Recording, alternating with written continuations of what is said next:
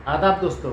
Social media पे 2 दिन से खबर चल रही है मेरे बारे में कि शाहिद मुनीर सिद्दीकी के दबाव में कुलदीप त्रिपाठी के विरुद्ध विभागीय अधिकारी कार्रवाई नहीं करते हैं। हम लोग खबर एक हफ्तों से चलाए लेकिन अधिकारियों ने कोई कार्रवाई नहीं की। शाहिद मुनीर सिद्दीकी का दबाव है, डरते हैं।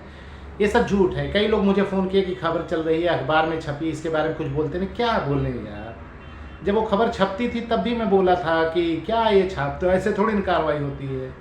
हाँ, कुलदीप त्रिपाठी से मेरा कोई रिश्ता नहीं है। मैं एक लीगल एडवाइज़र समझ लीजिए, ये भी है। मैं एडवाइस देता हूँ, लोगों की रिक्रूट बना देता हूँ। अगर कोई जेन्युइन आदमी आता है, किसी के खिलाफ नाइंसाफ़ी होती है और वो अगर मुझसे मिला तो मैं उसके लिए लड़ जाता हूँ, उसकी कार्रवाई बनवा देता हूँ। कुलदीप त्रिपाठी भी एक बार आरिफ करके कोई वीडियो था, उसने मनरेगा में झूठी एफआईआर कर दी थी उनके कुलदीप त्रिपाठी के खिलाफ।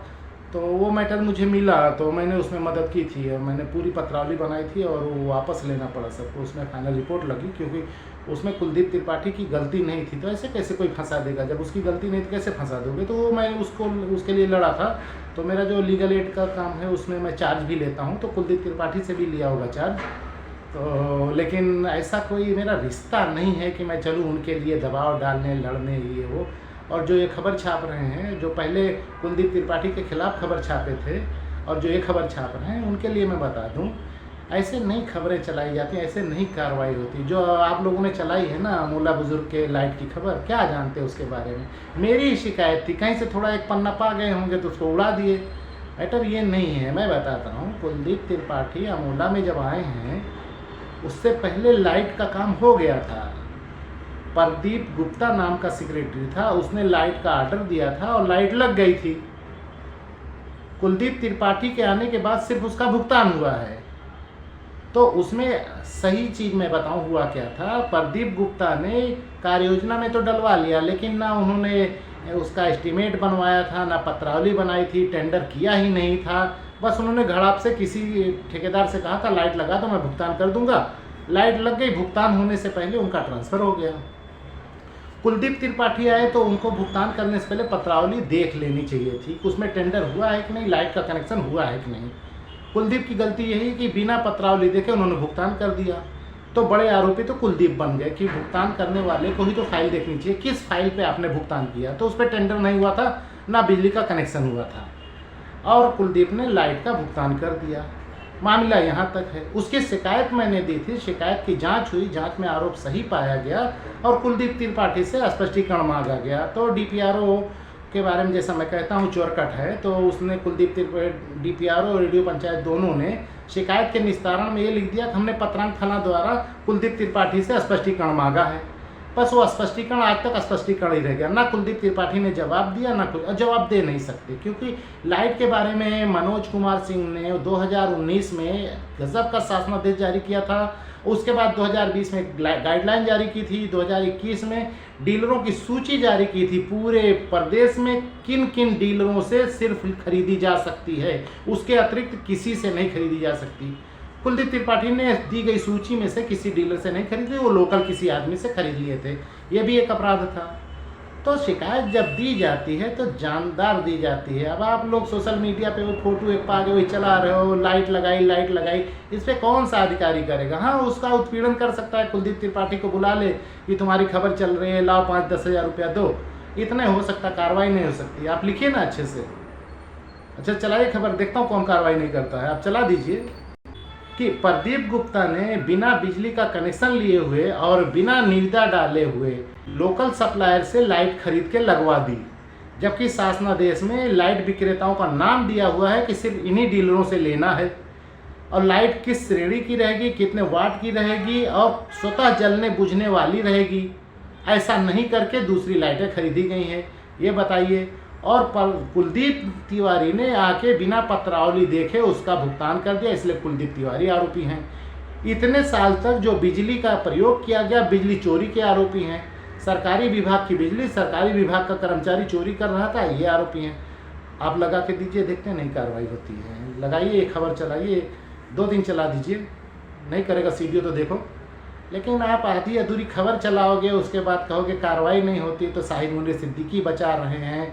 अच्छा, नहीं, शाहिद मुनीर सिद्दीकी उसके लिए कभी लड़े थे तो आज भी थोड़ी लड़ रहे हैं। जहाँ वो सही था वहाँ लड़े थे, जहाँ गलत है वहाँ खुद शाहिद मुनीर ने शिकायत दी है। ये लाइट उसने लगाई है, ये गलत काम है, इस पर मैंने शिकायत दी है। वहाँ उसने अमोला बुजुर्ग में ही हसनपुर एक प्राथमिक विद्यालय है, उसमें अंदर इंटरलॉकिंग लगी हुई है। प्रधानाचार्य ने लिख के दिया, अक्टूबर में लिखा है कि यहाँ इंटरलॉकिंग लगी हुई है। कुलदीप तिवारी ने 10 मार्च को अगले साल टेंडर निकाल दिया। इसी में शिकायत दीजिए कि वो कार्य योजना में था ही नहीं। वहाँ आरसीसी बेंच और हसनपुर की इंटरलॉकिंग कार्य योजना थी नहीं, और कार्य योजना 120% फीड हो गई थी। वो लोग गए डीपीआरओ के यहाँ, संजीत पटेल नाम का एक कर्मचारी है, वो मानदेय पे शायद है, उससे कार्य योजना में से कुछ चीज़ें कटवा के इन दोनों को डलवा दिया। ये दीजिए ना खबर, जांच करवा दीजिए इसकी। शिकायत देने पे वो कहता है जो संजीत पटेल है कि नहीं वो निदेशालय से ये अनुमति लेनी पड़ती तब करना पड़ता। अरे किसको समझा रहे हैं यार? हाँ, कितना साल हुआ तुझे नेट चलाते हुए? वो अकल दे रहा है कि वहाँ से अनुमति लेनी पड़ती है। एक क्लिक पे अभी आ जाएगा कि कौन कौन सा गांव काटे थे, कौन कौन सा जोड़े हो, कितने तारीख को जोड़े हो।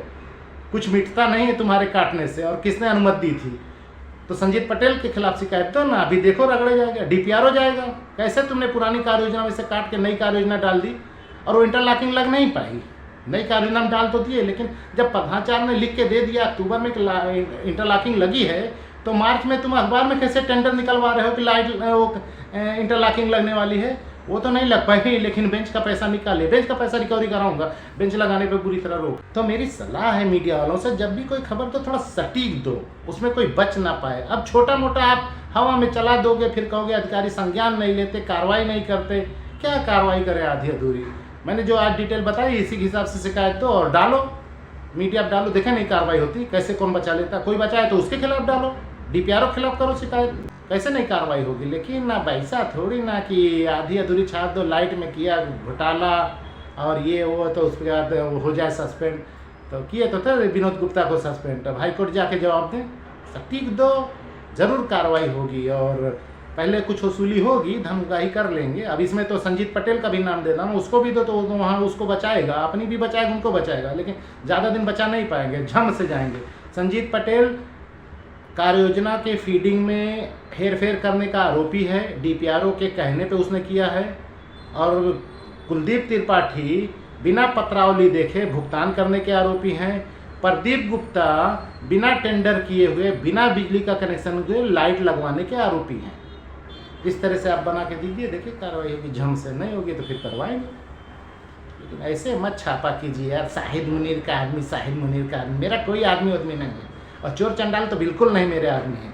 सच्चा रहता तो उसकी मदद कर देता हूँ, अगर कोर्ट कचहरी जाना होता तो उसका मैं खर्चा लेता हूँ। ऐसा नहीं कि कोर्ट में हाई कोर्ट का भी मैं ही देखूँ, थाना मुकदमा का भी मैं ही देखूँ, इतना पैसा नहीं कि तुम्हारे लिए 10-20 हज़ार खर्चा करूँ। वो लीगल पैसा मैं लेता हूँ, तब मैं किसी की मदद करता हूँ। बाकी ये सब छोटे मोटे का पैसा नहीं लेता, मैं जनहित में अपना काम कर देता हूँ।